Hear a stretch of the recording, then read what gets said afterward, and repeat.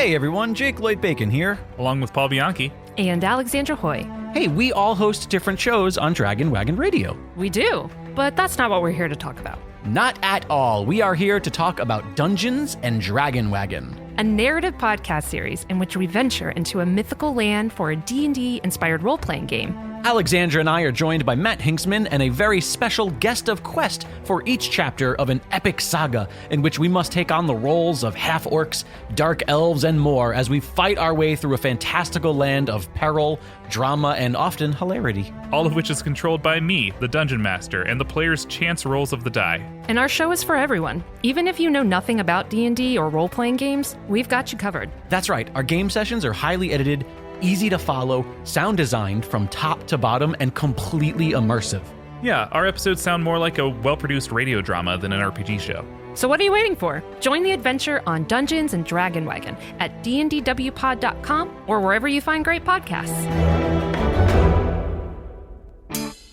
It's the greatest mystery in literary history. A divisive question with highly contested answers. Who was the writer behind the pen name William Shakespeare?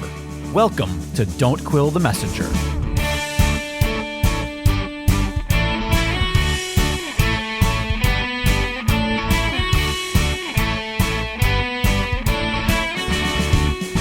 Here's your host, Stephen Sable. Welcome, Quiller Nation. And as always, thank you for being here. I appreciate each and every one of you, all 17 of you. No, but truly, thank you all for making this the fastest growing population of authorship skeptics on the planet. As our download totals continue to increase and more of you discover this compelling mystery through this podcast. Keep spreading the word, fellow Quillers. It's working. Before I introduce our guest for this episode, I'd like to share some exciting updates with you. A great number of you have recently received our first ever Quiller newsletter via email. It was chock full of Quiller news and fun tidbits about all things Quiller in nature. The mailing list was compiled from the hundreds of emails we have received from members of the Quiller Nation over the years. And as we mentioned in the email, we will not ever share your information with anyone else. That said, if you're listening to this right now and saying, I didn't get any newsletter, then this is how you can make sure you receive the next update. Just send me an email to contact@don'tquillthepodcast.com. Contact@don'tquillthepodcast.com. Ask to be added to the list. And while you're at it, share some comments or suggestions about the show. I always love to hear from members of the Quiller Nation, and we, of course, want to make sure you all receive the newsletter and its Quiller contents moving forward. Another way to stay on top of all things Quiller in nature is to follow us on Facebook and Instagram. If you visit our pages, you'll find interesting posts, fun photos, entertaining facts, and clever memes, which leads me to my next announcement. But I won't do it in my radio announcer voice because we learned from the last episode that producer Jake is not a fan of my radio announcer voice. My kids call it my Super Friends narrator voice. We watch mostly only old school cartoons around here in our house, and the Super Friends are very popular. So, meanwhile, back at the Hall of Justice. Sorry, Jake, I couldn't resist. Anyway, I want to announce the Quiller Nation's inaugural Shakespeare authorship meme contest. That's right, fellow Quillers. Sit down and get to work on those clever and entertaining memes, and you could win one of several prizes while also having your work featured on our Quiller social media pages. There are no super specific parameters for this. We just want clever and entertaining memes that address the authorship mystery in some way. Funny memes, historical memes, poignant memes, tragedy, comedy, history, pastoral, pastoral comical, historical pastoral, tragical historical, tragical comical historical pastoral, scene indivisible, or poem unlimited. Seneca cannot be too heavy, nor Plautus too light. For the law of writ and the liberty, you are the only Quillers. Send your entries to contact at don'tquillthepodcast.com between now and the end of May, and we will select the winners based on the most clever entries we receive. And now, let's go ask some questions. Quiller Nation, I want to introduce you to a guest I'm super excited to have here on Don't Quill the Messenger. You know, I always get excited about every guest, but of course I geek out a little extra when I have a fellow theater artist on the line. And today, our illustrious guest is Mr. Jeff Watkins. He is the artistic director of Atlanta Shakespeare Company and the Shakespeare Tavern there in Atlanta. And he has running at his theater currently right now a play that sort of surrounds and addresses the great authorship mystery. Jeff, welcome to the Quiller Nation. Thank you, Stephen. Tell me a little bit about the play itself. But before you do that, what I'd like to know right off the bat is, how's the run going? How is it being received? What is the critical response, if any? How are your audiences responding to it? How's that working out for the theater? It's working out very well for us. We do a lot of Shakespeare. Actually, as a company, we we produce more Shakespeare in any given year than anyone here on this continent.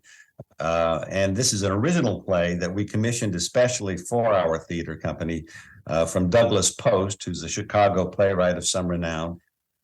And it's a comedy, and it's very funny. It's been well reviewed and well received. And actually, I've directed a lot of plays, and I've seen every performance so far in the run for this one because it's so much fun. That is actually unique. And, I get that question a lot from people with regards to, when you direct a play, do you attend every performance and watch every performance? And I always find that at some point you can't watch anymore. You have to turn the play over. It's in the kiln. It has been cooked. Get your hands out of it and walk away as a director. Otherwise, it will drive you insane to watch every performance and see how the play begins to sort of evolve underneath the actors and the stage manager. But I find that interesting, and it's exciting that you are obviously in love with this piece enough that you want to see it every time. Well, there's that. Also, it's a bit controversial. We're an original practice playhouse, and like I say, we do a lot of Shakespeare, and just the subject matter in and of itself, brings a certain controversy. So let's touch on that right away. It's very unique for there to be a play that addresses the authorship mystery, let alone the one that I think, based on what I'm familiar with, some of the details of the script, that introduces these different candidates for authorship throughout the play in a humorous way, from my understanding. What was the impetus for that? Are you a long-standing authorship skeptic? Was this your way of sort of subtly sharing the authorship mystery with others? How did this come about? Well, not at all. I think it was the early 2000s. I want to say 2005, when we produced our first production of Richard II. And I had someone who had been coming to my theater for a good long time. His name's Robert Prechter, and he's actually an Oxfordian of some renown. But that was the first time I heard about it, when he started to talk to me and tell me about this idea that someone other than Shakespeare had written these plays. And just a little brief research, I found out there, a number of people have had skepticism about it. I didn't give it much credence, but in the spirit of good fun, when he and his compatriots came to see our production, I actually printed up a one-page playbill that said, the tragedy of King Richard II, written by Edward de Vere, the 17th Earl of Oxford. And I gave that to them as a souvenir. We were a smaller company at that time, and we're actually printing our own playbills on a big giant LaserJet printer back in my office. So that was an easy thing to do. But it was kind of tongue in cheek from my perspective. But then, of course, over time, it's grown a little bit. And Bob has spent some more time talking to me about it. And of course, at our theater, for the most part, we're all pretty solid in the Stratford camp. So when people would ask us about it, I would see different reactions, but ultimately I kind of came to the conclusion that we shouldn't be charged with articulating, the Oxfordian theory, since we had very little understanding of it. None of us had actually done any research into it. We were, I guess what you would call classic Stratfordians, where, the eyes go blank and the door slams shut, and we respond like Baptists, and we say, we're going to stab you in the eye if you say this one more time. But I love that. That's a great analogy. Well, respond like Baptists. Only someone from the South would use that as an analogy. That's great. Well, yeah, and actually, I have some Baptists in my family, so I kind of understand that. And so I thought, it shouldn't be left up to us, to talk about this. But as time went on, of course, normal people, when I say normal people, I mean people who are not particularly, affiliated with Shakespeare, or even avid theater goers. They come to the Shakespeare Tavern Playhouse. One of the things I've always been really proud of is that normal people can come in and see an iteration or a production of a Shakespeare play devoid of editorial slant or transplantation or deconstruction, or the new word now is decolonization.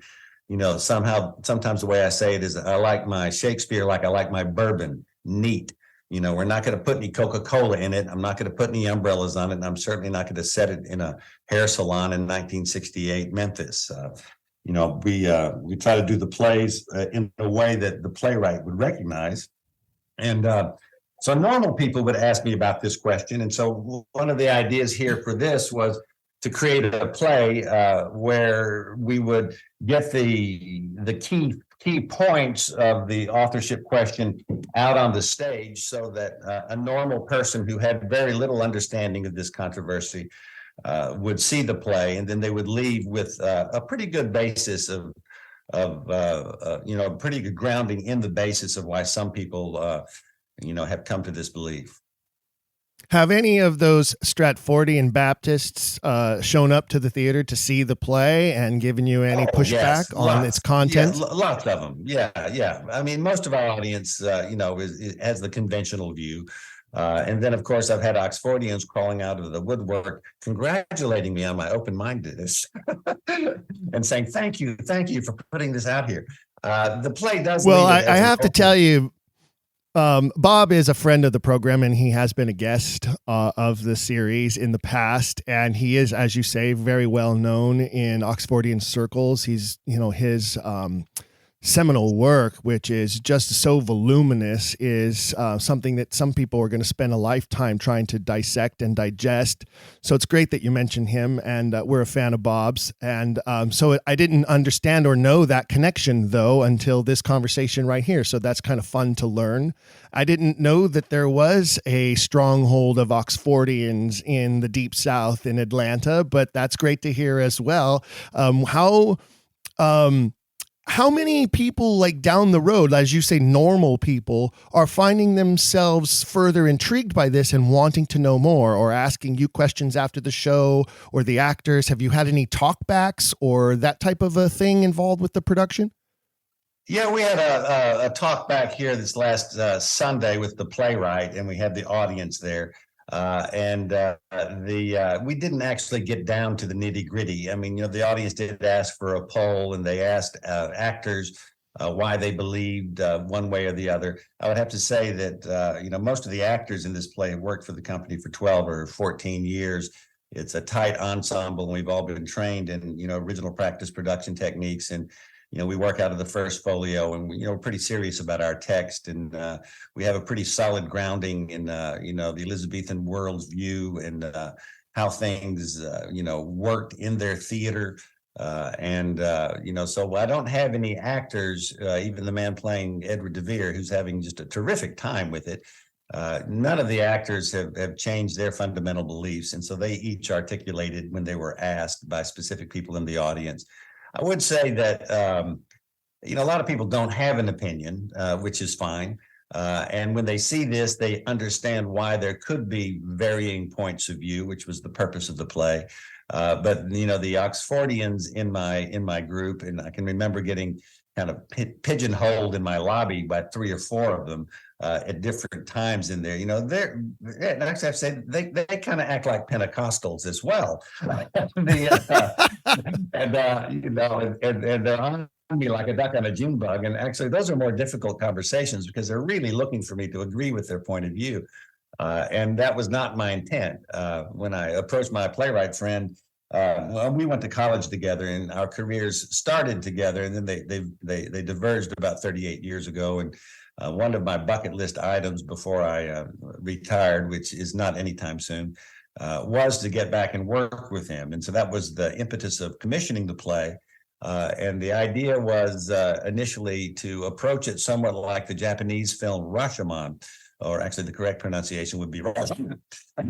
But the emphasis is on the different syllable, but Americans call it Rashomon, which is a single incident that is told from 3 different perspectives. And of course, it has to do with the relativity of what we perceive as true. And that was the beginning. And in my mind, I kind of imagined a scenario where we would play it through with the same characters 3 different ways. But what he managed to do was personify the arguments in the characters of Edward de Vere, Amelia Bassano, Queen Elizabeth. We also have John Lilly, Thomas Kidd, William Shakespeare, and Christopher Marlowe. Those are the characters in our play. And so we actually get to hear the arguments, from the mouths of these actual people. And my playwright did an enormous amount of research. And that was actually fun for me because, I didn't know as much about this controversy. Of course, Bob had brought me along a little bit, and I'd read some things and I'd heard things. But I had to actually read, the 100 Reasons books and some other things. And, and I had to keep up with my playwright. In the discussion, so I had to do a good bit more of the research than I might have done otherwise, just to be able to, to approach the play competently and, to keep up with him. So let me ask you a question then, as you dive deep into the backstory of this in order to, as you say, keep up with your playwright. And then obviously your playwright, as you say, is, doing an immense amount of research into this topic. Do you find yourself at any point, and I know you can't speak for Doug yourself, but did he find himself at any point going, wait a minute, there's a lot more to this than I realized, and there's reason for doubt, there's reason for questioning here that at least deserves exploration at every level? At least deserves exploration. I don't know at every level, but yes, absolutely. I mean, there are so many, tiny little tidbits of fact, that you look at and you just go, well, how in the world could that be the case? If he was the greatest playwright ever, why would this be true? How could this be, the man dies and we have, no stacks of papers, no plays, nothing is transmitted, nothing's mentioned in the will in terms of the plays, that kind of thing. And from a modern perspective, with the matrix of how we view the creation of dramatic literature and its production, those kind of underlying assumptions that may or may not be examined by someone who's looking at these questions, they're curious to us, is what they are. So we're looking for explanations of, but of course, so many of those explanations, are founded on our own life experience from a modern world. And it's very difficult for us to put us into the mindset of the people who were writing and creating theater, all those many hundreds of years ago. My son, Joe Watkins, is actually, he did me one better. I concentrated on 16th century Elizabethan poetry for a living, and he's doing Greek and Latin scholarship. He's a classicist. And for a while there, he described his field as being a historiographer, which is the study of history, which isn't what was written, but who wrote it and why it was written and what influences could have impacted what we finally receive as our written history. And when you start digging around into the cultural norms, the spiritual beliefs, the worldview, all that stuff, there are different perspectives that, can be wholly overlooked. For example, I was curious as to the nascence, or when we first got the idea of what intellectual property was.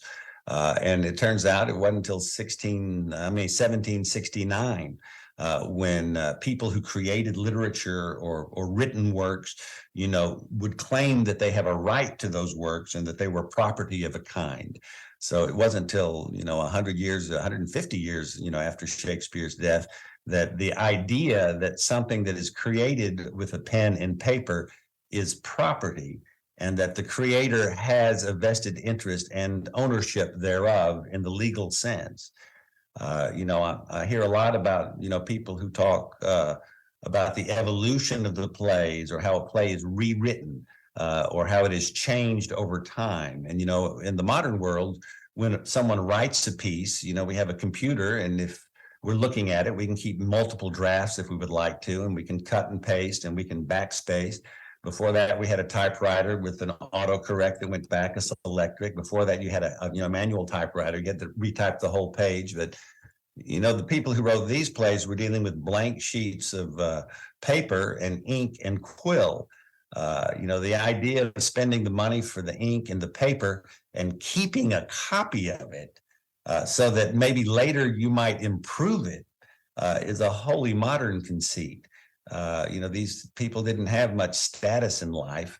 If you had a bit of an education and could read and write and had an imagination, and you stumbled into this theater world, and you could take a stack of blank paper and with 2 weeks work or a month's work, turn it into £5, which is about $1,500. That's enough money to live for 3 months. You would write it, and it goes right off your desk into the hands of the man who's giving you the money, and you don't own it. It's not yours. You might have your name attached to it. And if you're lucky, the guy who puts it on the playbill might even use your name if he thinks it's going to help sell tickets. But, those kinds of modern perspectives versus what probably was, and I say probably because, of course, I wasn't there. I'm getting on in years, but I wasn't there. But I do know, actually, I know a lot about play production. At our theater company, a lot of theater companies do 3, 4, or 5 shows a year. 6 shows it would be a big season. At the Shakespeare Tavern Playhouse, we're actually in performance every week of the year. The only other company in America that comes close to that is the American Shakespeare Center. But we never stop. So we're doing 11, 12, 13, and when we do the history repertories and stuff, as many as 14, I think 16 is the most plays we ever did in a single year. But it's nonstop, and a theater that produces on that kind of schedule is a very hungry beast. And whoever's running it, whether it's in this century or the Globe when they were doing it, of course, they would do 4 or 5 plays over the course of a single week. They had a much deeper repertoire. But anyone who's doing that, understands that you have one fundamental business problem that has got to be solved over and over and over through the life of your theater, and that is, how do you get the same people to come to the same place to see the same actors, and in oftentimes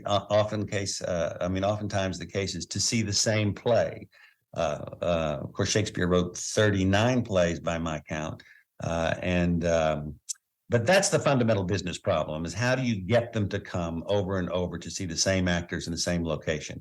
And Shakespeare's London, to my understanding, had about 200,000 people in it, which is not a large metropolis in which, like where we're living in our modern cities. It's about the size of Rome, Georgia, which is, a pretty small town. And in that small community, there were 6 theater companies, perhaps, maybe more, but maybe only 4 to 6 or 8 places where you could go to see a play. So it was kind of a small community. I imagine everybody knew everybody. Everybody knew who could write what. Most people knew what they were writing. And each writer, when they're creating a play, is trying to put something on the stage that by its very description will attract an audience. And so that's that fundamental problem. And most of the Oxfordian scholars I know, they're not people of the theater. They're not creating plays on a weekly, daily, monthly, yearly basis. They're not writing plays. They may be literate, they may be well-educated, but they're not solving that business problem on an ongoing basis. So their perspective is somewhat limited. I absolutely agree with you, and I completely understand. To give some listeners some context, your theater is like a miniature globe, but it's indoors. It's not open air.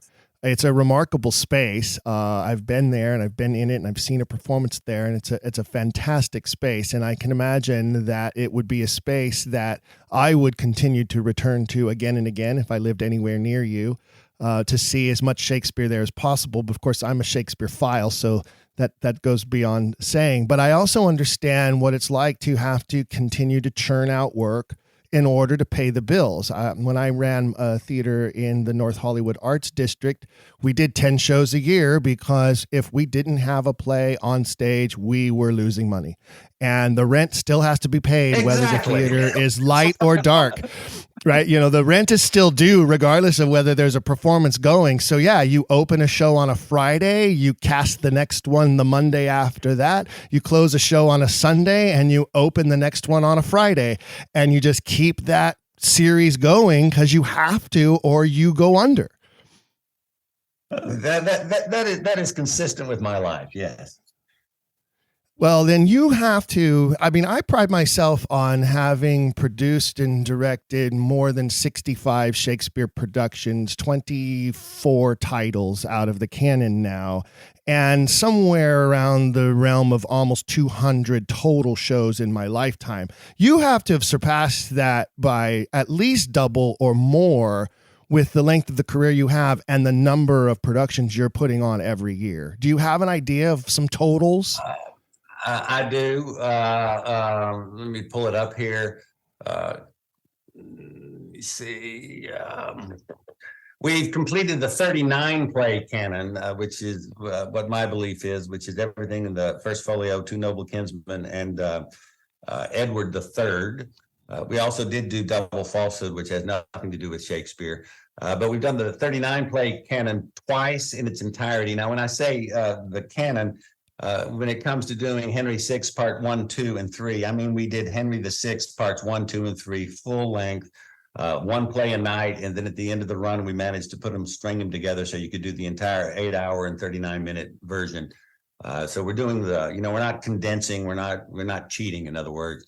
Wow. Altogether, actually, this was as of 2017, so it was a few years back, but it was 232. So I guess I would say probably 280 productions of plays by Shakespeare, and about 95, 97 productions of plays by other people.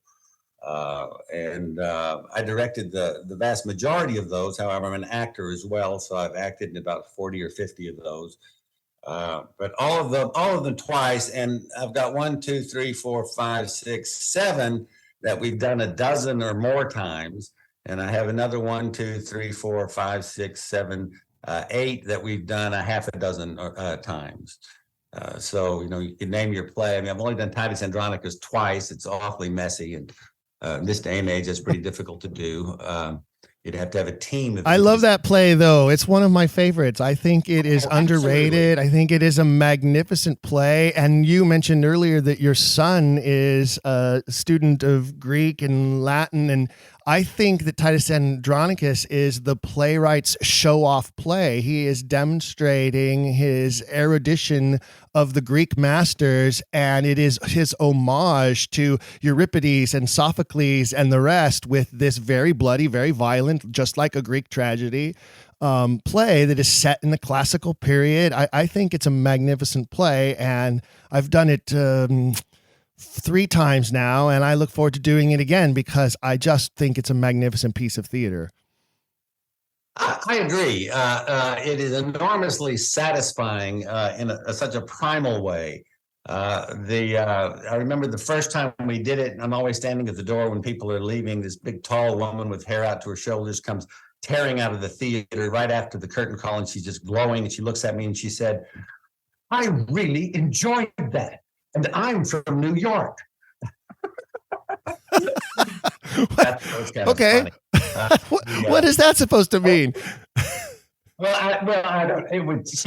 We were a little hole in the wall theater back then. So she just kind of stumbled into this little little, 180 seat theater down there in the middle of nowhere in a bad part of town in the backwaters of the American hinterlands. And anyway, that was her impression. I will say that, I don't know that it's a homage to the Greeks. I cannot remember where it was, but I have a good friend of mine who made a point of collecting all of the source material that could be specifically traced. So he has a lot. What he's trying to do is recreate Shakespeare's library, what he had access to. But I do remember contacting him at one point to ask him, did he have access to the ancient Greeks, Aeschylus and the rest? And he said that he did not believe that was the case. Of course, that's about as far as that aspect of the research went. Obviously, we do know he had access to the Roman comedies, the Menaechmi and Plautus and that kind of stuff, because you see that in those early comedies quite a bit. But I don't know. That is a flashy young playwright. It's like, it's almost like inventing the car chase. What you can do.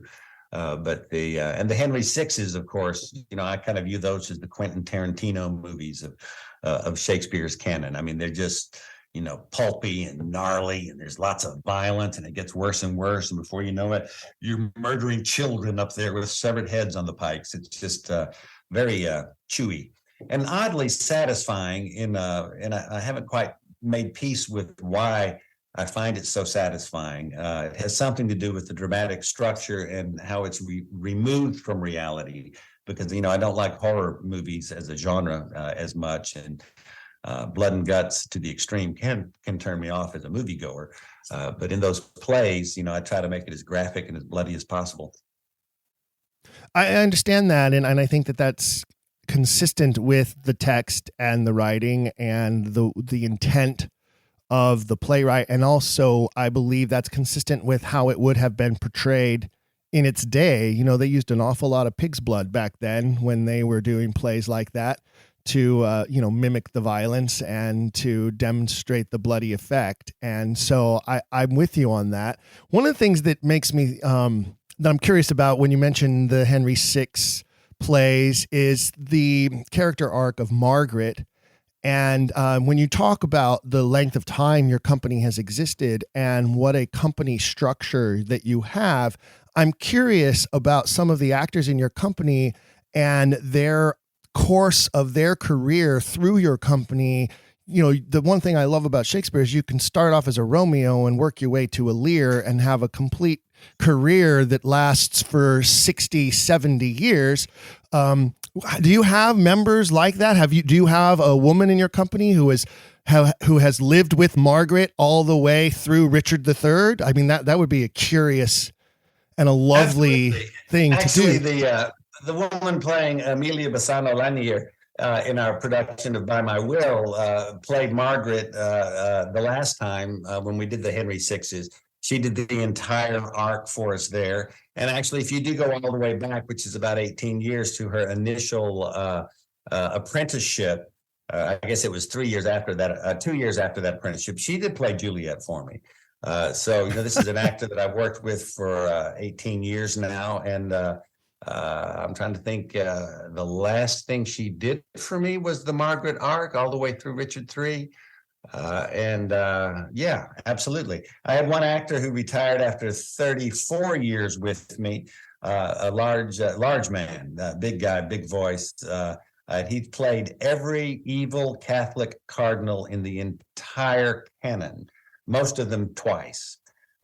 He was a character man, 30 years ago and could play age, but oddly enough, his avocation was a Baptist minister of music. I sometimes say he's one of the 5 or 6 people I know that give Christianity a good name, but he was there in the stews with us, modeling, an upright life, a righteous soul. Never preachy, but if you asked him, he'd sure talk to you about it. But yeah, he played all the evil cardinals, at the, I guess it was the 450th anniversary of the birth, or maybe it was the 400th anniversary of the death, whatever it was. I guess it was the death. In 2016, Actors Equity Association did an interview with the currently active male and female member of Actors Equity that had the most number of Shakespeare contracts. And the woman was my stage manager of 35 years, Cindy Kearns. And the man was Troy Willis, one of my leading actors. I remember I was talking to my union guy and I said, who else was on that list? And they transferred me over to the guy who was counting it. And they started naming off names. And of the people who had the most contracts for professional Shakespeare currently working in Actors Equity, 4 of the top 5 had worked for my company. So that kind of validated for me that we do more Shakespeare than anybody.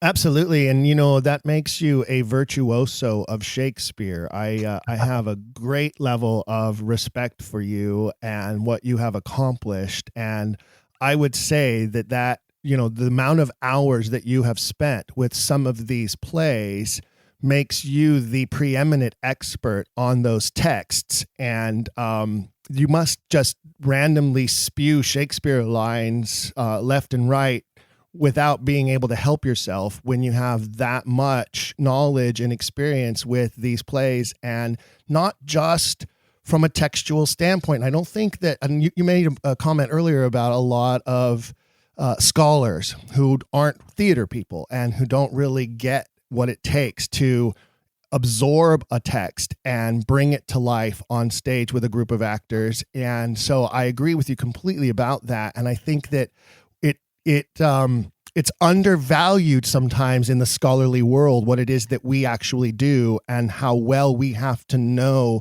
line by line, character by character, the ins and outs of each of the plays. And you obviously are a preeminent master in the nation, if not the world. Well, it's funny. I didn't start out to do that. What I wanted was a theater company, and I wanted a theater company that could pay its performers. I did have, and when I was in college, through an odd quirk of fate, they did not teach us any Shakespeare. Our repertory acting class went from Greek to medieval. I went from Greek to Roman to medieval. And then we skipped to Restoration acting, and I said, no Shakespeare. And they said, well, if you can do all of these others, then that'll come naturally. And I thought it was a cop out, and I still do. But it was a fine theater school, and just due to how it was going together, I didn't get a Shakespeare till my senior year when a new chairman took over, and it was pretty much a straight up production. And then as I went out into the world and saw what everybody had been trained to do, which is to make your bones as an innovative director, over the dust of Shakespeare's plays, and to conceptualize or to bring it to a modern audience, or however you want to look at it, deconstruct it, decolonize it, that didn't speak to me all that powerfully. So when I started out doing the Shakespeare, I was just trying to see what the play wanted to be on its own terms. And that's what I fell in love with. And I've never looked back. As to spouting Shakespeare, I don't really do that all that much, although a lot of the family phrases do come under that heading. I think my daughter might have been 8 years old the first time I heard her look at me and say, "Aye, Mary, that's the Eftest way." Because of course she grew up, going there. So my wife and the kids, we have our little family quotes that we do, and I have, I've played a ton of these parts. As a younger man, then all the way up to here. And of course, being a producer who's an actor, as an understudy, I had to cover a lot of things. So yes, it kind of happened. One of my little quips is, people say that, Mark Rylance and Derek Jacobi, have their doubts as to the authorship. And I say, well, if they'd done as much Shakespeare as I had, then, maybe they would. But, in the final analysis, I'm just some schmuck in Georgia. It's like, down here. Well, as a matter of fact, I had the pleasure of sitting down with Derek Jacobi at his home in England back in October. We did an episode, and one of the things we touched on was, he's performed Hamlet more than 300 times all over the world. And so it is interesting that you would mention him, and Mark Rylance I have not met and I don't know, but obviously he is in the circles of the authorship doubters and skeptics. But I do find it interesting that you have been, sort of dipped your toe into this world in so many ways, including with this production that's currently running at your theater, but yet you don't seem to have any further leanings toward exploring the mystery any more than you do. which I find ironic because I feel like most people, when they discover this and they start to learn about it, they almost can't help themselves but to sort of rabbit hole into the deep dive of authorship doubt. Well, it has challenged me to try to articulate, what my firm belief is in a way that can speak to people who don't share my unique experience. So, I've spent a fair amount of time, and I'll find myself driving around and I'm thinking, so in our play, Edward de Vere says, I became aware of this man, an actor. He came to London, got some shares, and blah blah blah, and it's just like, and then he became the perfect front for what I needed to have done. And I thought to myself, got some shares. Now there's an interesting phrase. So then I started doing a little bit of a dive into the Wikipedia world. Who were the sharers of Shakespeare's company? You had Cuthbert and Richard Burbage owned half of it, and then they had four partners, each of which had 12.5%. And at about age 33, 34, William Shakespeare became a sharer in the Globe Theater. So I asked myself, so what in the world did an actor, now he is an actor, but by all reports, he wasn't a great actor, but, so what did he bring to the table that allowed him to gain, or DreamWorks, because that's kind of the equivalent, you have this vast thriving business of money is 2,800 or 3,000 people. You think about a penny a piece, and then half of those pay another penny to get up to the next level, yada, yada. A lot of money coming through there. And here's some 33-year-old guy from Stratford, and he had to have something that made the Burbages go, yeah, we need you, and we're going to give you an 8th share of this enterprise. And so then I went back and I looked and I thought, well, what are the plays that were written in the 5 or 6 years, leading up to that, which is, when they actually built the second globe, as it were. And what I came up with here is Romeo and Juliet, Richard II, Midsummer Night's Dream. I'm reading this from Wikipedia. King John, Merchant of Venice. King John, we can talk about that. It's an interesting play. Henry 412. It is. I love that play too. Julius Caesar, and then he's a sharer. And I'm thinking, okay, now what we don't get here, because of course, a modern perspective again, we understand that there's power in a sequel, but this is practically the guy who invented the sequel. Now, maybe he stumbled upon it with the Henry VI plays, but by delivering Richard II, the Henry IV plays and Henry V, he basically delivered to his business partners the Marvel Cinematic Universe. And, somebody who can deliver that to your business, again, solving that problem. How do I get those same people to come see these same characters, same actors, same costumes? And somebody who could deliver those scripts to that company at that time would merit a 12.5% share of the entire enterprise. So, that's something that never would have occurred to me before I was doing this play, and I'm hearing my playwright put these words in de Vere's mouth and trying to, see the progression or how it went, with those guys. Just hearing the argument over and over. And so, I have, gone down some rabbit holes, so to speak. Now, I am capable of weaving quite the conspiracy theory.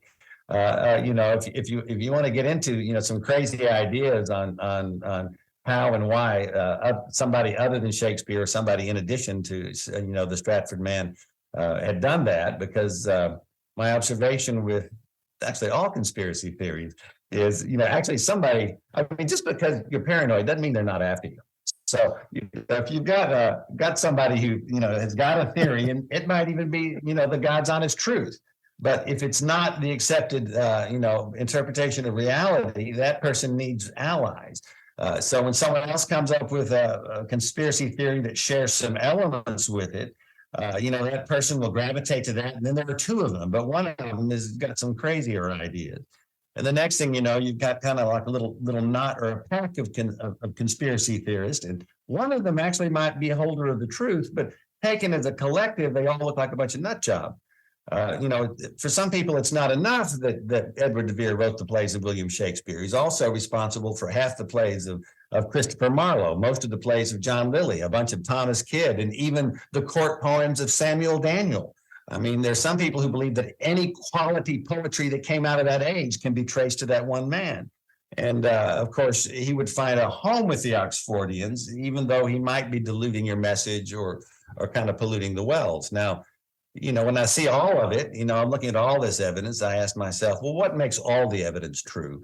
Well, I don't have any trouble at all believing that the Cobb portrait, which is that idealized portrait of Shakespeare in his late 20s, you look at that and you imagine that he was a preternaturally beautiful human being, which might explain why Anne Hathaway couldn't keep her hands off of him. And he shows up in London, and he is a gifted poet, and he's been well trained by Simon Hunt in the King's New School, and he's got a basis in Plutarch and Ovid, and he's learned rhetoric, and he's had to recite everything because, of course, in those schools, you didn't have paper handouts. You had a slate with a piece of chalk. The guy would dictate it, you would write it down, you'd do it from memory by the end of the day. At the end of the week, you do the whole week's lessons, and you'd really exercise that muscle. So maybe that happened, and he shows up in London, and he's gorgeous, and he's a great poet. And there's Edward de Vere, who is the patron of all great poets. He's employed John Lilly, he's enjoyed Thomas Kidd, he's employed all these other folks, and he's got those guys in there. And this man shows up, and he's just so pretty, and he's in that bar, and I can just hear somebody going, "Oh, your name is what? Will? Oh man, my friend Ed is going to love you. Eddie, come here, look what I found." Next thing you know, you got these two poets, and they're the thickest thieves. He is the greatest. He is the best. He does show the most promise. And naturally, the patron of the arts gravitates toward him. And the next thing you know, they are very close. And then he says, I really think that you need a little seasoning. So I looked at your play, Two Gentlemen of Verona. Obviously, you've never been to Italy. Let's correct that. It'll just take 4 months. I'll take you on a little trip. So Edward and Shakespeare go off on a little progress through Italy. He sees the sights there. They grow very, very close. If you'd like to see what that relationship might have been, it's Bassanio and Antonio, because of course back then sexuality was a bit more fluid. De Vere married a 15-year-old, and of course he was I'm not going to say a known pederast, because that would be cruel. I haven't read the transcripts, but he was brought to a court asking for the abuse of young boys, so perhaps he had a wide taste. And of course, if he did, and then they meet Amelia Bassano Lanier of Jewish descent, a person maybe not quite as white as the others. Of course, white people didn't come into existence so much later. But I could even see a little love triangle there. By gum, Amelia was there at Cronenberg Castle, so there she is, bringing us the detail. It looks so much like De Vere's life. They have a laugh about that. Shakespeare admires his great patron, has total access to his library, and then what he does is he writes an homage to his great patron as he's nearing the end of his years. It's called Hamlet. And yes, indeed, many of the attributes of De Vere's life are written out there in the script by the world's greatest playwright, his best and closest friend. And my friend, I mean, complete, almost two halves of the same soul. Well, as my friend Doug said, that'd make a great play, Jeff. You ought to write it. So I was just about to say that. I was literally, it was coming out of my mouth. I think you just wrote a great play there, Jeff. It'll be a fantastic production at your theater in the future. You need to get on that right now. It's a sequel to By My Will. If it's possible, but I mean, you can do a lot with a lot of those with what's there. What I'm saying, and I can see how that makes sense. But from my perspective, I mean, I'll say this also. When we say I've done a lot of Shakespeare, because people hear, okay, he's done a lot of plays, but of course, most people's experience of these plays is they go to a theater, and what they see is they see.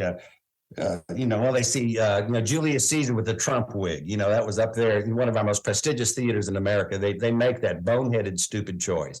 I mean, for number one, Julius Caesar was competent. He was brilliant, and that's why they killed him. He wasn't a buffoon. Jack Cade is a buffoon in Henry VI too. But anyway, that's their experience of Shakespeare. So when somebody hears I've done 200 Shakespeare plays, they might think, well, okay, but that's what they're thinking. The last time through the canon, it took 21 years to finish the canon for the first time. The second time through, I had a young education employee who came to me because we were exhausted. And she said, well, what are you going to do next? And I said, well, I hadn't thought about it. And she said, what you should do, Jeff, is you should do all the comedies in the order they were written. And then you can do all the tragedies in the order they were written. And then you can do the romances in the order they were written. And then if you want to, and you think you can do the histories in the order they were written. We'll call it the Shakespeare Evolution Series. So that became the matrix for the next 8 years and 2 months. It took us 8 years and 2 months to get through the canon, 39 plays the second time. Now, bear in mind, I didn't do a whole season of tragedies. I would do 2 or 3 tragedies, and I would intersperse the other comedies and stuff like that. So, 3 to 4 productions every year would be part of the Evolution series. And moreover, as an original practice playhouse, what we did was we staged these plays with an abiding respect for Shakespeare's own stagecraft. And what I mean by that is every staging problem that occurs on the stage that is put there by the playwright is solved with the tools that were available to that company. Organic sound, costume. We do have universal lighting in the sense that actors can always see the audience, but of course we actually do use colored lights. We use electric light. We have air conditioners, and we also have flush toilets. But the point being is we're presenting these plays. Oh, thank goodness. Thank goodness that you didn't cut out the flush toilets for the sake of purism. Yeah, absolutely. But and by the way, I don't believe they all just stood there and peed in the damn yard. Even the Elizabethans had some limits to the sense of smell. But anyway, I solved the staging problems, and I did it in chronological order. So I have a really clear sense of how that writing addresses that fundamental problem of how you get more people, how you get the same people to come to the same theater to see the same actors. So I saw the playwright working through these problems over time. Moreover, with a little dramaturgy, because again, we're doing original practice, so we're always interested in what's happening in Elizabeth's England or in James's England. We become acutely aware of specific events that are happening at specific times during the development of the canon, and we can see that reflected in the plays. And this is very different from when I see the Oxfordians, cherry picking a couple of words or a place name or a person name and saying, see, because this, Amelia Bassano, I am Basanius at the beginning of Titus Andronicus. I am Amelia in Othello. Just the use of a name doesn't prove anything at all. Although in the I was going to say in Two Noble Kinsmen, the jailer's daughter doesn't ever get a name. So that kind of proves Shakespeare didn't write that character. And my friend Umi also will, the woman who played that character, who also played Amelia, will attest to the fact that was much more difficult to memorize. But, throughout the entire course of the canon, what I see is a young playwright desperately trying to gain favor with some people who ran a theater, providing some early scripts, not the least of which, actually maybe the least of which is Two Gentlemen of Verona, which was first appeared on the scene when Edward de Vere was 38 years old. And that play shows no knowledge of falconry, of life at court, or any of the things that one needs to write the plays of William Shakespeare. It looks like a college sophomore stayed up over a weekend before Monday to hand it in on time. But it is clearly the same guy who wrote Merchant of Venice. It's clearly the same person that you follow the progression, winds up with Othello and Hamlet and everything else. But the early play, he was trying to gain favor with the theater owners. After he got a toehold, he wrote plays to gain favor with the actors, because the actors had some pull in determining who got the next commission. And then after he got a toehold there in a big way, because the actors loved performing Shakespeare, and let me tell you, and every actor will agree with you on that one. But then he was writing to gain favor with the public. And he did an extraordinary job doing that. And then after that, he wrote to gain favor with the nobility, with the political power, with those at court. And then the last third of his career, not the last third, the last 15 or 20%, he wrote to please his own damn self. He wrote plays that he wanted to write on his own terms. And there also evidence there where he altered those plays in response to specific requests from his business partners. And I can see that very clearly because I've done the Evolution series and I see why he was writing these plays. It's also led me, and I will write a book at some point, because the scholars, they spend all this time trying to figure out the order of the plays and who wrote Henry VI, 1, 2, 3, or was it 2, 3, 1, that kind of thing, or maybe half of it was Marlowe and that kind of stuff. And I had my own theory based on the fact that I've staged all of those plays twice. But I have a different experience of those plays, but I can't expect somebody who writes books about yachting or an Oxfordian, to understand that. They didn't have to make payroll by selling tickets. And also, one other thing I'll say is, whatever else Shakespeare was throughout that entire career, he was a man in a hurry.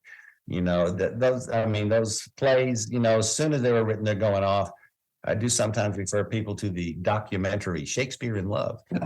So anyway, but I can go down the rabbit hole. I can. Well, see you why people definitely think understand the man in the hurry concept, because you obviously are a man in a hurry. You must not. I don't know, when do you sleep? I don't know how your children. The only way your children must know you is that you've also turned them into Shakespearean actors. I'm doing the same thing in my household, by the way.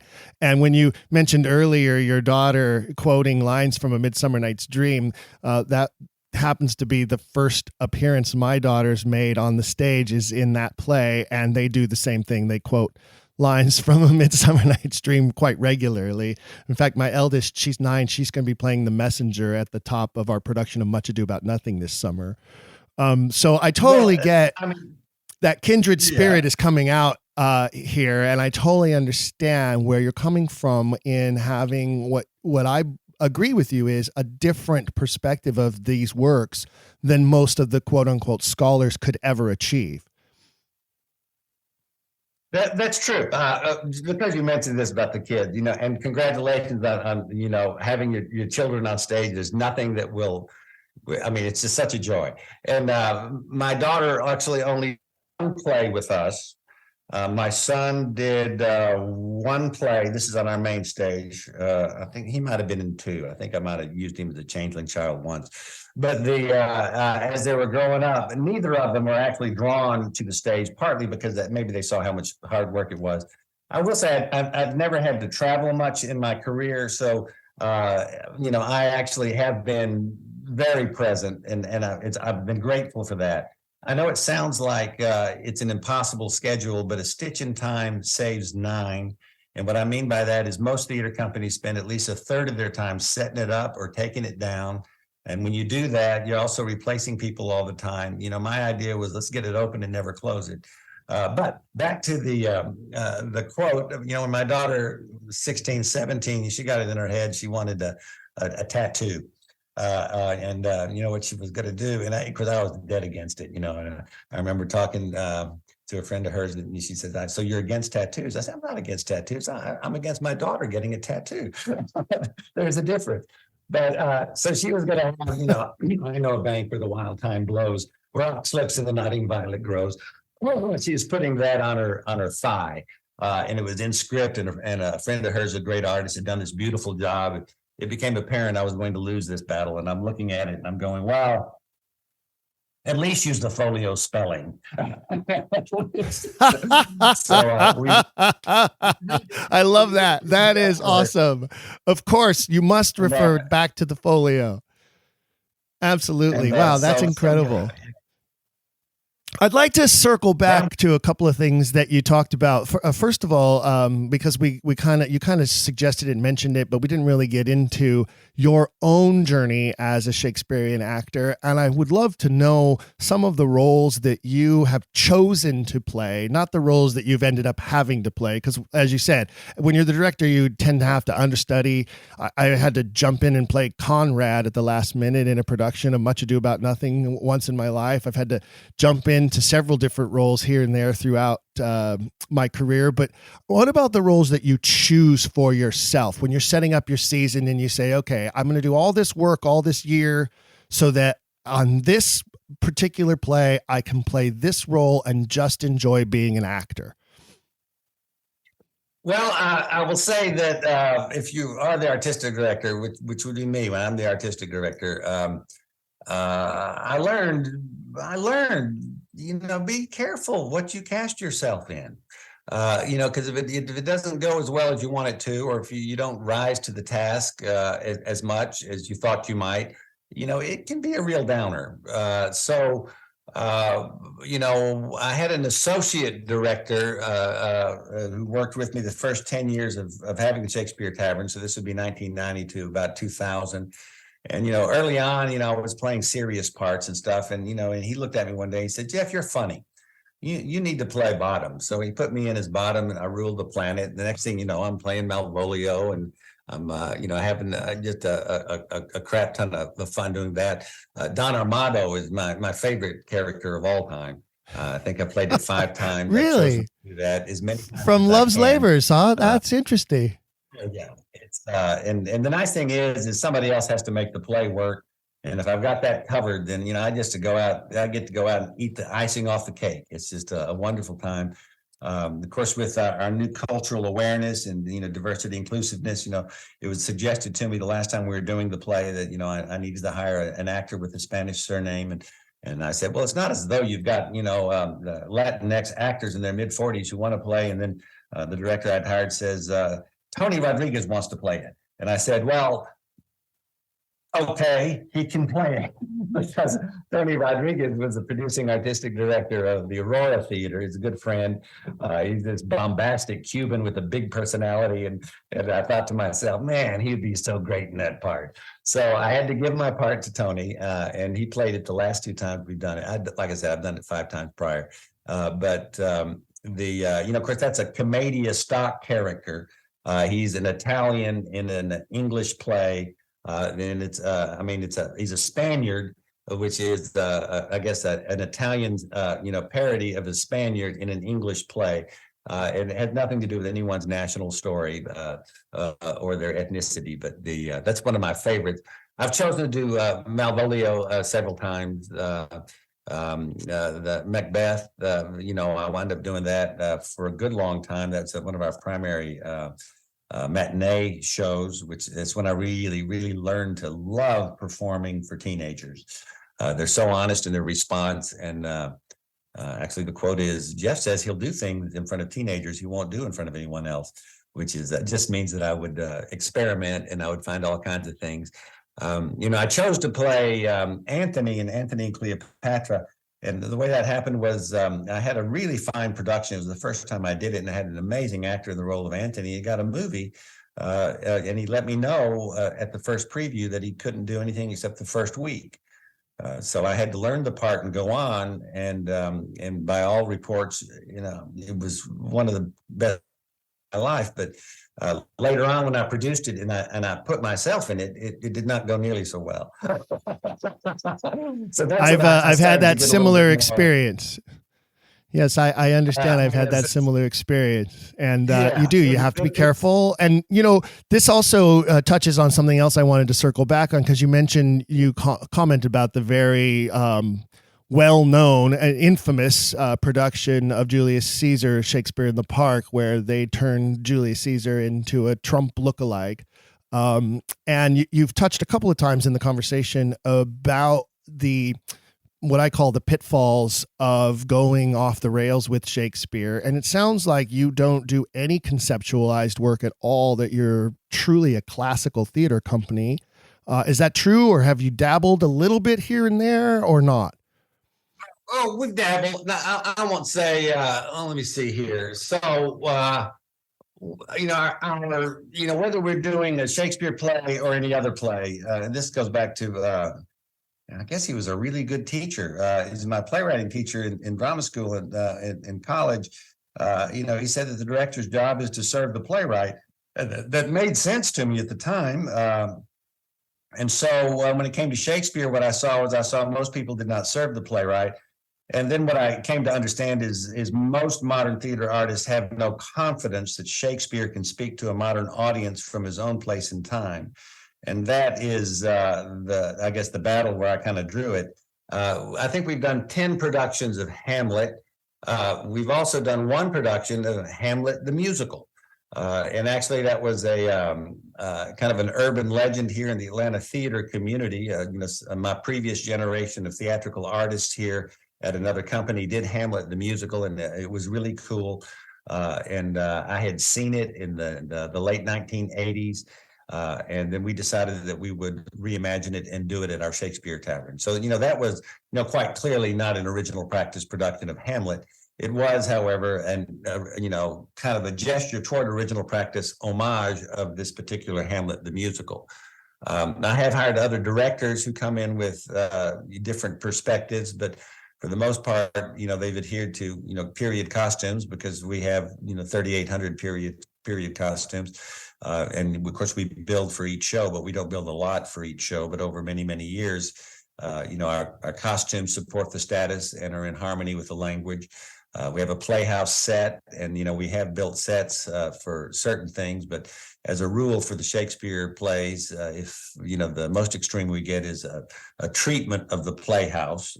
We don't try to show locations of where we go and stuff like that. So, and then the editorial, especially not if you're doing Antony and Cleopatra, because Antony and Cleopatra, you want to talk about stage challenges. There are 12 different locations in that play, and I don't know how you can do that in any realistic way, especially not in your space, because I've been in your space. So yeah, I totally understand. You can't try to transport the audience that way. You have to transport them with the language, with the acting. Absolutely. And we don't have a resident set designer. I do have a resident costume designer and a resident light designer, but all my designers understand that it's not their responsibility to tell the story.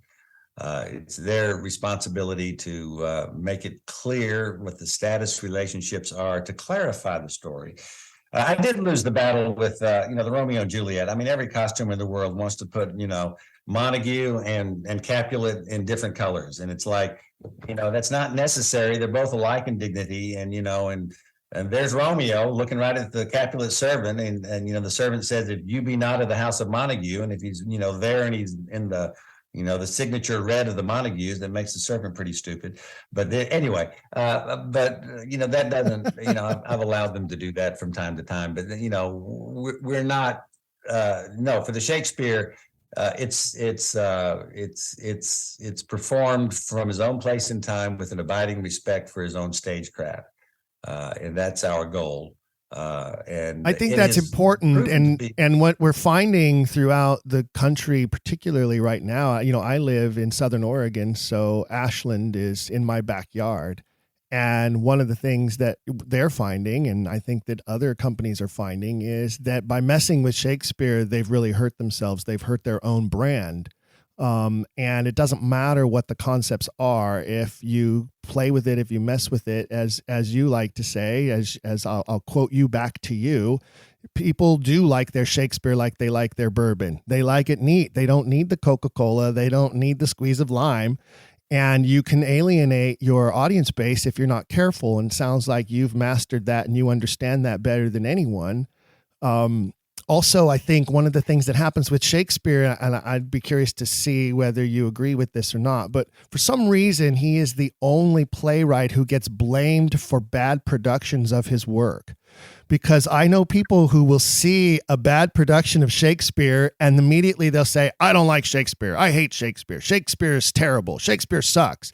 But you don't go see a terrible production of Cat on a Hot Tin Roof and suddenly go, what I hate that guy, Williams, he sucks. Like, you don't go see Streetcar Named Desire and it's a terrible production and suddenly say you hate Tennessee Williams. So why does Shakespeare get blamed for bad theater 400 years after his death, like no other playwright ever gets blamed for bad productions of their plays? Well, I would say the answer to that is the arcane self-indulgence and auto-stimulatory productions by modern directors. I have a very good friend who runs another Shakespeare company, and it's a bigger festival. And he says, and actually he tries to empower his argument by saying, "I'm sure we're all having the same experience," which is always like, "Oh, really? Tell us about your experience." And he says that we're doing less and less Shakespeare. We find it's performing less and less well. And of course, with a deeper conversation, he tells me that, I have patrons that have seen Twelfth Night 3 times, and they tell me I never want to see another production of that play. And in my mind, and I didn't say this to him, I'm thinking to myself, what they don't want to see is another half-assed adaptation or deconstruction of the play. Because I've done, let me see where it is. I've got it right here in front of me. I was going to say I've done Twelfth Night like 15 times, and I have smart people who will come. I mean, Twelfth Night, 14 times, and I have people who've been coming for 11 years, and they've seen that play 5 or 6 times, and they say, you know what, Jeff, it's always different.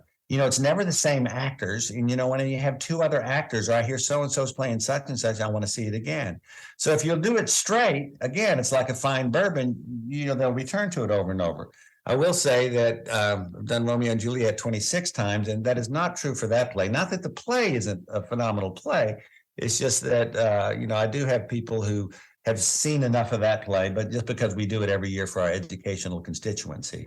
But for us, it is also a measure of our professionalism, because the play, that's the play that turned me on to Shakespeare as a 13-year-old boy in East Texas, and it has not changed. And so our challenge is to come to that production each and every year and to mean it and to bring our best selves to it. And if we can do that, you know, that's what I call professionalism. You know, you can't be bored with your material. You can't do it in a cynical way. We perform every month of the year, and February is the shortest month. And who doesn't want to meet 2,500 new and potential lifetime customers each and every year in the middle of your season? You know, if you're somebody who doesn't want to meet those people, then, you know, I would think you probably don't have much, you know, going to have a lot of longevity to your business. But I don't expect my patrons to come see Romeo and Juliet every year. Well, I get that, and I totally love that, and the way you explained that. It's obviously a play that is sort of a farm league in the sense of not only developing those new lifelong patrons of the theater, the young people who really want to see that play. They're studying it in school. They need to see a live, well-performed production of it to really absorb it and understand it more fully. Hopefully that ignites in them an interest in wanting to see theater, if not Shakespeare, for the rest of their lives. But it's also because, as you've mentioned, and we talked a little bit about, you know, the journey an actor can make through the canon, you know, that Juliet, that Romeo are going to someday hopefully become your Margarets and your Hamlets of the future as well. So it serves a double purpose then, doesn't it, to continue to invest in a production like that and bring it back and bring it back. Absolutely. Now, I will say what we do is we tend to do a new production every 2 years. We find that it lasts 2 years pretty well, but we have a never-ending stream of people who want to play Romeo, Mercutio, and Juliet, but it's the Lord Capulets, the friars, the other characters. My older actors have to be able to come to it time and time again, and they have proven themselves to be up to that task. You know, so I've got my friend Troy Willis. Yeah, I've seen him play Capulet 5, 6, maybe 7 times. Every time it's a little different. Every time it's a little deeper, and it's always enormously compelling. And I appreciate that gift that he can bring to that. But he's a professional working actor, so he understands that, this is what you do as a professional. It also, as a straight up original practice production, it can be enormously satisfying and some of the most beautiful language ever. So it's also what I like to see is I like to see the teenagers understand it's freaking filthy. It's dirty. It's we're talking about sex. Yes, it is. Yes, it is. They Absolutely. I had a teacher. Actually, we have an audience advisory that says Romeo and Juliet contains graphic Elizabethan poetry of a lascivious nature, performed by professional actors whose job it is to make it clear. I had a teacher say, so I understand that's what's in the play. I really do. But, do you have to make it so clear? And I said, so you want only the smart kids to understand it? And she goes, no, okay, I understand. But, all of our problems when it comes to the sexuality, inherent in Mercutio and the nurse tend to come from when a parent comes as a chaperone and they have no idea. They just have some, fairy tale version of Romeo and Juliet in the back of their head. And they think, oh, this is going to be great. And I'm going to go. And then they go, oh, my God, did he say what I think he said? And of course, he did. Again, if it's original practice, I can stand behind the playwright. I can say, look, if the greatest poet in the history of the English language chooses to create a masterpiece of adolescent vulgarity to offend the religious right, who am I to argue? Well, and again, it also speaks to the universal nature of the play because,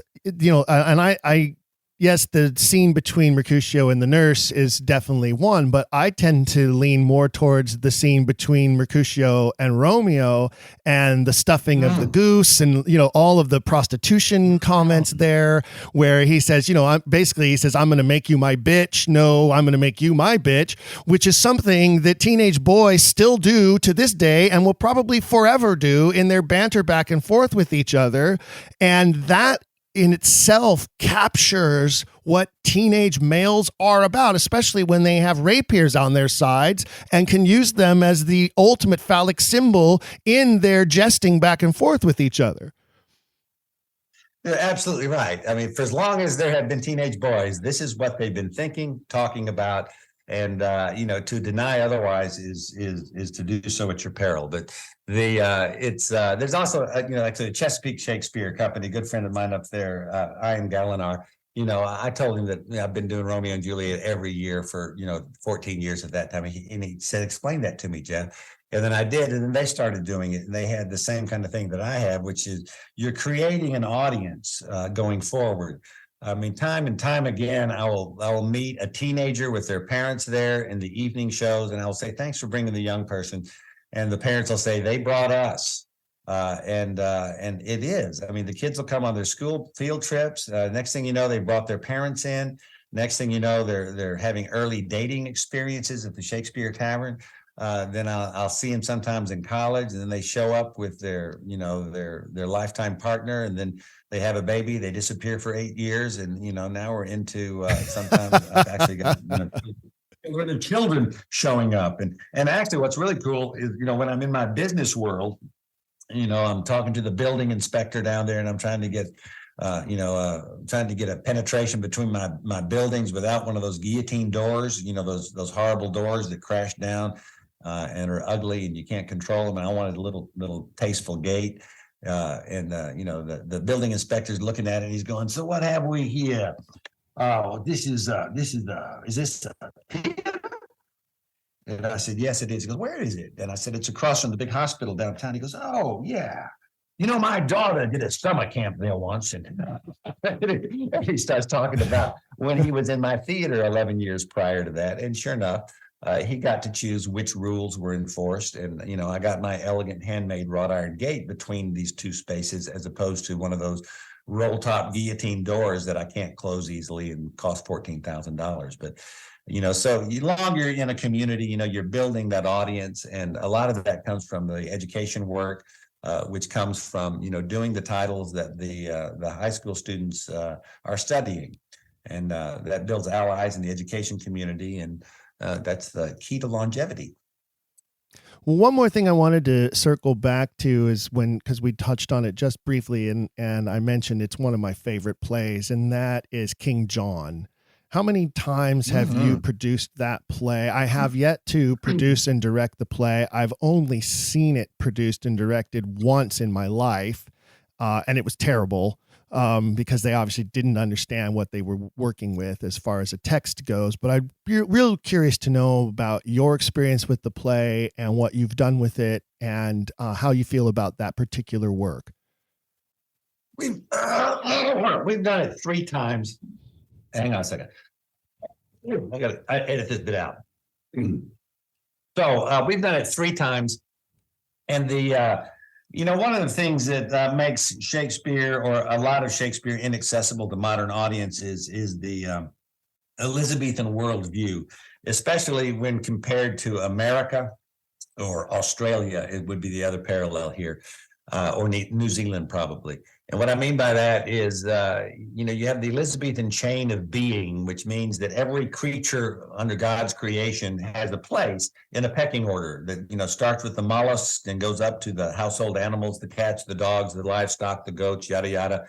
You come up, you go through all the women, then the men start, and then you have your nobility, and you have the queen at the top of the earthly world, and you have God and his angels and Jesus and God and all that stuff. And the idea I was cannot that, tell, but love may convert me to an oyster, right? We have multiple references in the canon of the baseness of the oyster, right? Absolutely, and that's and that means you're going to be going way down on the ladder of or the chain of being. But we live in America. We live in a culture that celebrates one's ability to move upward. We celebrate the person who is a self-made person. We celebrate the individual who shatters the social order to rise to the top and to become a rich and powerful human being, or someone who is held in high regard. In the Elizabethan world, if you were born a peasant, you were expected to stay a peasant. And if you were a good Christian peasant and you followed all the rules, confessed to your priest, and did everything that you were supposed to do, when you died, you went to heaven and you became a peasant in heaven. That was your ultimate reward. But that's not how Americans see it. We see our reward, actually Scientology is a good example. When you die, you get your whole planet. You get this idea that if you behave correctly, you'll rise up. Now, there is tension in Shakespeare plays where you have someone, you have someone like Helena in All's Well That Ends Well, who has a position, at court. But what happens is through that true character and her inherent nobility, her craftiness and her intelligence, and by allying herself with the king and then later the Duchess, she rises up in the social pecking order to become actually what would become the next Duchess, so to speak, in terms of actually, it's another interesting play. That is a play about succession that never mentions succession, and that's a different story. But anyway, you have a lot of plays that depend on this Elizabethan worldview. King John is one of those. The plays that don't depend so heavily on them, even though it is endemic to those plays, but the Much Ado About Nothing, the Twelfth Nights, the As You Like It, the Taming of the Shrews, Hamlet to an extent. Julius Caesar is a different. We're not talking about it in the same way. Those are very easy for Americans to get their heads around because they don't have to deal with that alien worldview. Now, in King John, if you're reading contemporary, commentaries on the play, they're going, well, it's an interesting play. It's going really well. Things happen and blah, blah, blah, and this, that, and the other. But then the guy just dies. And then it's just very anticlimactic.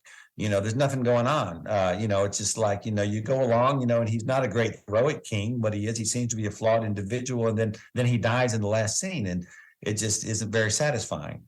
And actually, that is not true in that play. What you have is a king. You have God's anointed. You have the absolute pinnacle of human existence expiring in your presence while you're watching. You're in the room when the king dies. To the Elizabethans, that would have been huge. It would have been amazing. The other side of it is that throughout that play, it has to do with the social order or the fabric of the social order. The preservation of the social order depends on everybody being their best selves and doing what it is that they need to do. And that applies to the bastards. It applies to the oh God, I played him twice. What's his name? The guy with the poker who's gonna get it. Oh God, where's my resume? It's up here somewhere. But it applies the killer. It'll come to me. I'm getting out in years. But it applies to every, and actually that's what the histories are very often about. It's about the apprentice's master, the merchants, everybody, certainly the lords. You all have to maintain your duty, and you have to do the right things. If the lords squabble among themselves, then the merchants will squabble among themselves, then the apprentices will squabble among themselves, then the peasants will squabble among themselves, and the next thing you know, you have 3 generations of civil war that culminates in Richard III as your ruler. So, that is an aspect of these plays that is woven through them all. And King John is a fine example of that, although it's a little too subtle for the American audience. But a director and an acting company can bring that to life and make it satisfying. The other thing is you kind of have to have an Elizabethan playhouse. You have to have a balcony space. You have to have doors in the center that lock, so you can have armies camped out on the outside. You have to have people who are credibly standing on the balcony, describing what is happening on the field of battle out there. So, if you don't have a space that already has an Elizabethan playhouse in the classic sense, meaning an upper space and 3 doors on the bottom and doors that can close, it's a really pain in the tail to build it. And if you got a set designer who thinks it's their job to tell the story, well, you got to wind up with a crap production. But it is, and also you have to have that young boy's got to jump off the battlements to his death. Which is and then and you've got to have an actress who can carry Constance too, because she is one of the underrated characters of the canon, and that monologue of hers after the death of Jeffrey, I believe, is her son, right? Yes. That monologue and that scene with the cardinal and the king, that scene is just one of the most magnificent scenes ever written to page, and it's hardly ever seen by an audience because hardly anyone ever does that show.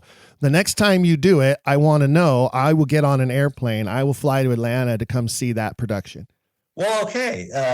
You do mention something there with the Constance. I'm guessing here, because it's been a long time since I did it, but very often, especially in the plays that aren't done all that much, you'll find some of the absolute best Shakespeare, the greatest scenes, that have ever been written are showing up in Act 4 and going into that first part of Act 5 in these plays that never get done. One of my favorite such examples, I mean, you hit one there with Constance, but there's the back part of Henry IV, Part 2. And it's when Hal is in the chamber with his father and he thinks that his father is dead, and he takes the crown out, and the father wakes up and goes, "Yo, what's going on here?" And then the son. Yes, absolutely. I've played that role. I've done that scene. I love that scene too.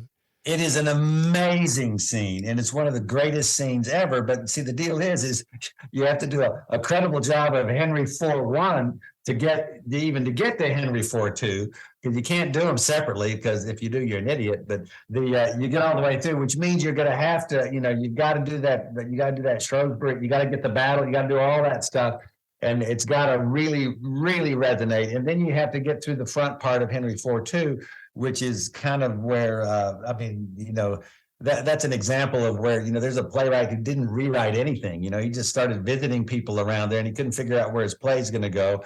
And then ultimately he lands on Justice Shallow, of all people, with Falstaff, and he's off like a shot.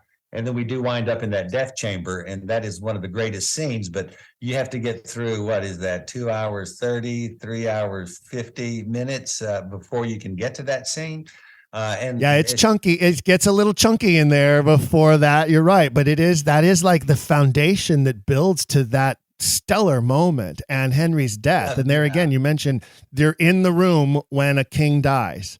And again, it's a very, very compelling moment, especially if it's played well by the actor playing Henry, and that death comes suddenly and not passively.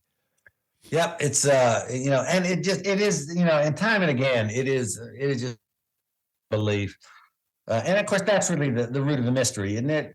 Anybody who looks at it, whether it's Mark Twain or Charles Dickens, certainly a great writer looks at it and just goes, how could anybody have done that? I'm one of the best of my generation. Here I am. I'm the greatest writer, and I couldn't get anywhere near any of this. So, it does beggar, it asks the question, how could any one human being do it? Could he be an alien, sent back to give us a secular text we can all get around, so we'll have some basis of truth that doesn't lead to, bodies in the end at the bottom of a pit. The religious texts all seem to lead to mass murder. Or as a friend of mine said, as long as there's been one true God, there's been killing in his name. But, I know a lot of passionate Shakespeare people, but nobody's advocating war, and nobody's going to imprison somebody because, you put the period in the wrong place, or you think this is a verse section as opposed to a prose section. But the ancient words in this body of knowledge is actually the miracle itself. And we hope that's what the message of our play is going to be, which is, it's an open question, but it's actually the play is the thing. The fact we have this is the thing. And then, of course, for me, somebody who runs a theater every day of my life, solving the economic problem, the best thing is I get access to all of this wisdom, this glorious poetry, and I don't pay any royalties. I love that you mentioned that, because that is one of the reasons why classical theater companies become classical theater companies. And I know it's funny. Also, I chuckled when you mentioned that, Macbeth is one of your famous matinees. Of course, that's the one we always drag out when we need to pay the bills, because everybody will always come to see Macbeth. So I love that there's such truth in all of that. Just touching back one last time before we wrap things up today, with By My Will, you've introduced these different candidates for authorship. It sounds like in the play, it leans more towards that Edward de Vere is claiming authorship in the pages of your play. One of the things I would be curious about is, how does it wrap up? Like, you mentioned that you commissioned this play from your friend Douglas Post, and he writes this play and he introduces these different characters and these authorship candidates. It seems to me like the hardest part of that would be a finale, sort of the denouement, as it were, at the end of this play. How does it sort of clean itself up at the end? Well, I guess you're all the way out in California. It's a podcast, and our play will be closed before most people hear it. So I guess it's not a spoiler alert. The way it happens is, let's see, the play opens with Anne Hathaway having found her husband's will, and she's not happy.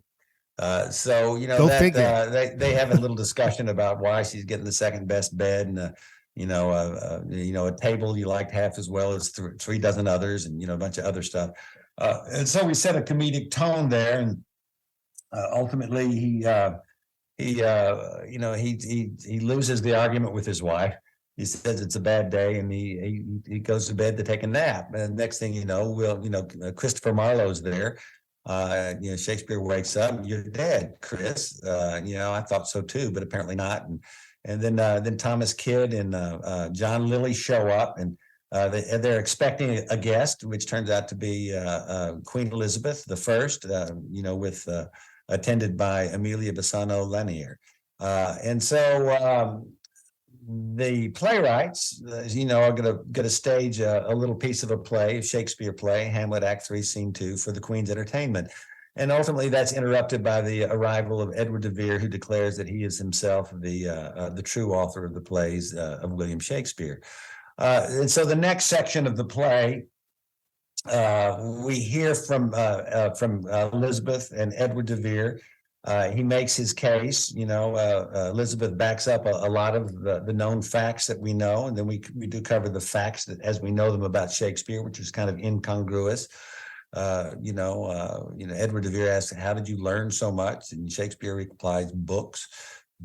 Are you kidding me?" Anyway, so and knowledge is everywhere, and then that goes for a while, and then actually Edward decides that he will play Hamlet in this little presentation and prove in the playing that he's the true author. And then we get more information, which tells us about the consonance between Edward's life and that of Hamlet, and that goes on for a good bit. And then Amelia Bassano Lanier enters the fray and claims that Shakespeare was her mask, and then Amelia makes her case, which is predicated on many of the same kinds of things that Edward had to say.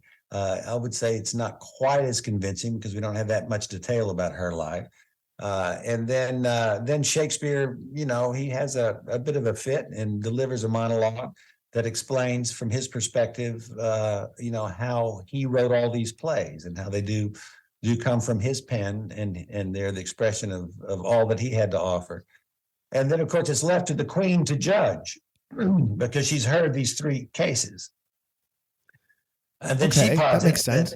She says, there's a rumor going around that it's Kit Marlowe, that he faked his death. And of course, Marlowe responds to that to great comedic effect.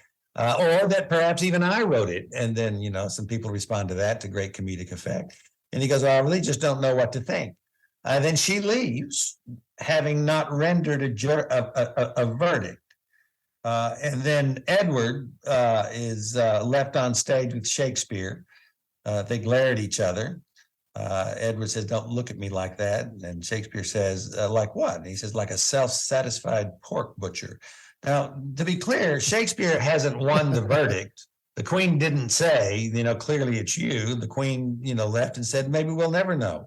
In the future, there will be people, they will know some of the truth. Some things will be forgotten. Many things will be remembered, but we will be remembered. And of course, the important thing is the plays. Then as everyone leaves and we're left with Edward, and he loses consciousness, and then he wakes up in his study in Hackney, and his wife comes in and says, "Oh, Edward, you've fallen asleep in your study." And it's played by the same actors who played Amelia Lanier Bassano. And then the conceit of the play is he wants to go back to sleep to get back into the dream. She says, "You can't." And then Shakespeare enters the study, and they meet there for the first time.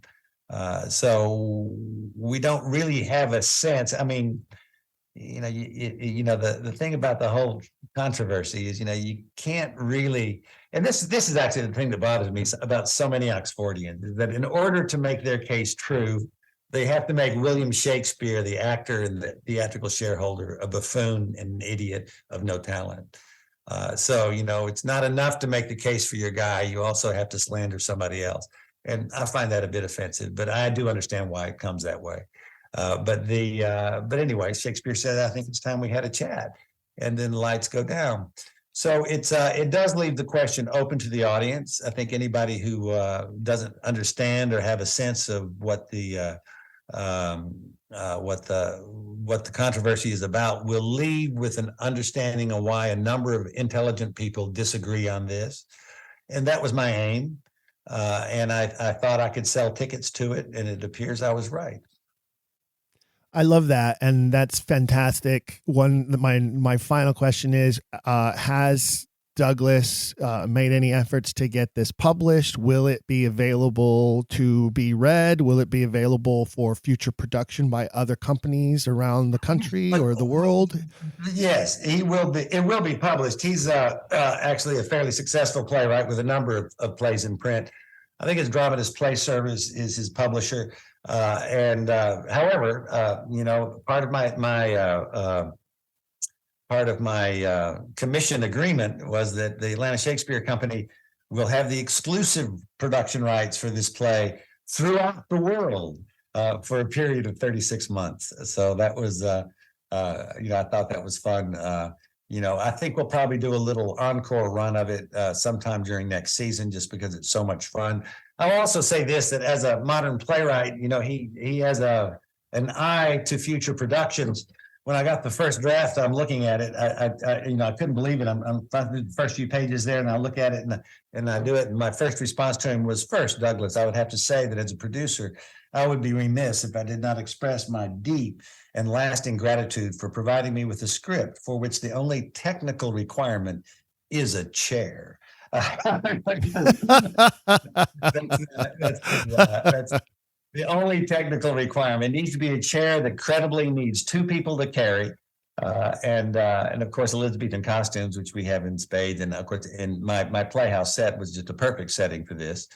And so, from a technical standpoint, it was just enormously simple. I only had 7 actors, which to me is a small cast. He says that's large for most theaters, but he's written a lot of 2 and 4 and 6 person plays. So it will be published and it will be available. And if you'll split the royalties with me and him, you can do it in the next 24 months if you'd like. But it'll be available. And all of us who are in this original production, we do take some pride in the fact that eventually some actors somewhere will hold the script in their hand and they'll open it and it'll say, "By My Will was first produced by the Atlanta Shakespeare Company in April of 2023 with the following cast." And then we'll all be listed. Absolutely. That is a badge of honor. You should wear it with great pride. I can't wait to get a copy of it in my hands to be able to read that cover page, that first page, and the rest of the play throughout. Love to read it and consider a future production of it. Makes complete business sense that you would have exclusive rights for at least a 3-year period. I absolutely understand that. It's in line with everything you've been saying here in this conversation about how you operate your business and how you have obviously done so with such tremendous success for so many decades now.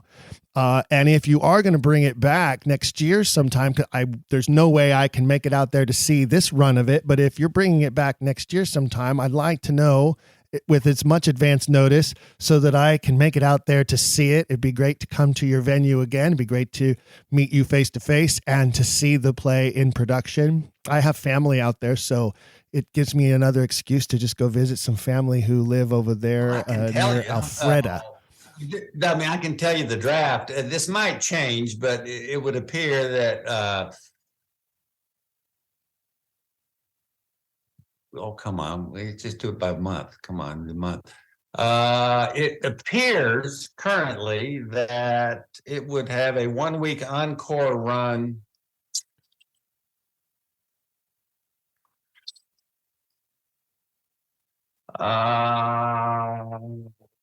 September 28th through October 1st. Of this year? Yeah. So of 2023. 23. So the last week of September of this, we're doing Troilus and Cressida the week 3 weeks before that, we're doing 3 weeks of Troilus and Cressida, and then we're going to do 1 week of By My Will. Then we have an original adaptation of Bram Stoker's Dracula. So fantastic! That's a great lineup.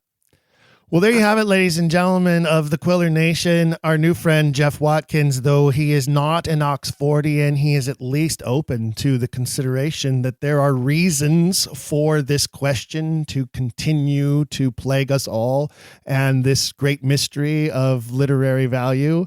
Jeff, it's been such a pleasure to talk to you and to sort of pick your brain. You are a man after my own heart. I can only hope to be as successful as a producer, director, and actor as you have been throughout your life and career, and to someday at least do all 37, I say 37 plays, but we can argue that story another time. But I love to do the whole canon. I'm on my way. But it's going to take me a lot longer, I think, than it took you, because I'm not doing 10 shows, 15, 14 shows a year. That's an incredible schedule, and my hat's off to you. And again, on behalf of all our listeners, thank you for taking the time and joining us today. And also, it is an aggressive schedule, and some of those are not crap, just to say.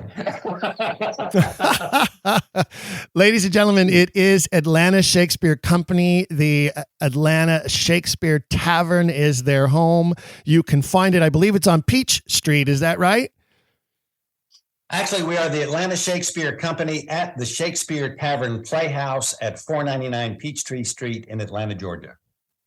Peachtree Street. Yes, absolutely. And there's also a great chicken and waffles place nearby, folks. So you can pop over to Atlanta. You can see some great Shakespeare. You can have some wonderful Southern cuisine and enjoy one of the fastest growing and most prominently positioned cities in America right now is Atlanta. And right there in the heart of it is Jeff and his team producing wonderful works. So if you're in Atlanta area, please go visit them. If you're planning a trip that way, you should definitely add the Shakespeare Tavern to your list of sites to see. Jeff, thank you again so much. And look forward to staying in touch with you about your future endeavors and paying a visit your way as soon as I possibly can. You bet. Before we wrap things up for this episode, fellow Quillers, I'd like to once again thank my guest, Jeff Watkins from the Atlanta Shakespeare Company at the Atlanta Shakespeare Tavern. If you're ever down there in Atlanta, or if you reside nearby, you have to pay the Shakespeare Tavern a visit. You won't regret it. I also want to express my gratitude to those of you who have taken the time to give us a 5-star rating and your fabulous reviews on the various streaming platforms where you find this show. It really does mean a lot to us that we have such a group of loyal and appreciative listeners in the Quiller Nation. It is my great privilege to host this show and to bring you so many interesting and exciting guests every fortnight. But we truly can't do it without you, Quiller Nation. So thank you. Thank you all from the bottoms of our hearts. Don't forget to keep track of all things Quiller in nature by following us on Facebook and Instagram, where you'll find posts about current and coming episodes, interesting links to associated topics, flashback episodes, silly pictures of me, and more. I recently posted a YouTube link to an old BBC video of Orson Welles and Peter O'Toole discussing Hamlet. And if you haven't seen it yet, go to our Facebook page, find the link. It's a ton of fun to watch, and I know that you will geek out on it as much as I have.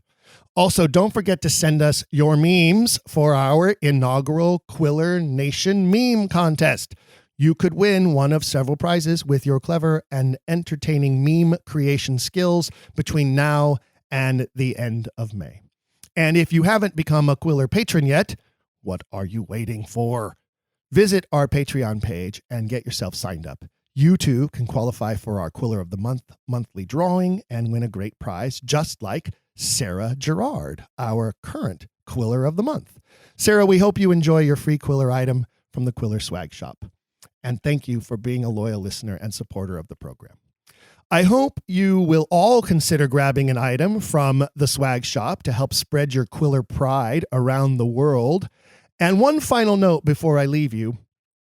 By our next episode, we should have some more information about the inaugural gathering of the Quiller Nation we are busy planning for spring of next year. I promise, as soon as we have solid details to share, you will all be the first to know the location, the dates, the performances, and the presentations that will be involved in this Quiller conference that we are putting together, most likely April of 2024. It might be as early as March of 2024, but it's definitely going to be in the spring, and it's looking more like April. More details to come. This is so exciting. I'm bursting at the seams. So more to come very soon. In the meantime, go out there and help spread the word. Share this podcast with others. Share our social media posts with others. Help me help you. Help me help you. Help this literary mystery come to the minds of others. Help us convert the world one Shakespeare authorship skeptic at a time. And whatever you do, keep asking questions. If you've enjoyed today's episode, please leave a rating and review in your podcast player. For even more, visit our website, don'tquillthepodcast.com. There you can find official merchandise in our shop, as well as a link to our Patreon. This show is made possible by people like you. We hope you'll consider showing your support by becoming a monthly patron, where you'll receive bonus material and tons of exclusive perks. You can also join in the conversation on our Discord and by following us at Don't Quill the Pod on all social media. All of this can be found at don'tquillthepodcast.com, don'tquillthepodcast.com.